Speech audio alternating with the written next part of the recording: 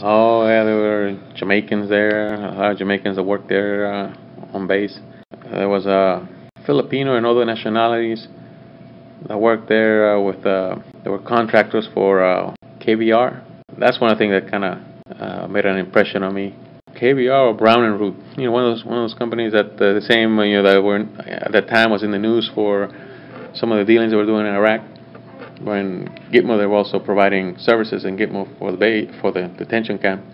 I didn't like the fact that all their people, all the contractors, they only worked for dollars a day, and they were living in the area where they were being housed. Some of the area where they were being housed were like, to me, it wasn't very didn't make no American standards. It was just like a tent city type deal, and it's like, man, these guys are worse off than the detainees, and here they are coming over here to work to support their families and all that, and they're getting paid so little, and but they were happy to be there, because they were able to make some money and send it back home.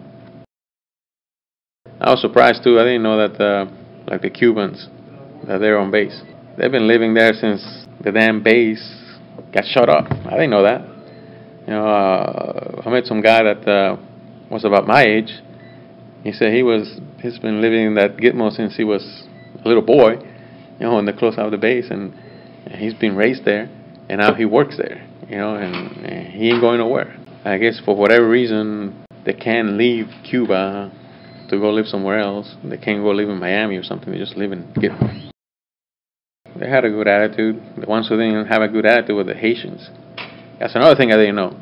There's Haitians there still from the refugee flow that happened so many years ago, and they're in one part of the base, and they can't go anywhere either. They can't send them back to Haiti, and no other country wants them for some reason, or so they're just stuck there in limbo. Once in a while, those guys start acting up and causing trouble, and I think one time before we got there, the Marine Guards had to enforce. They didn't do anything, but just by showing up, enforce, with all their gear to make them cool down and all that.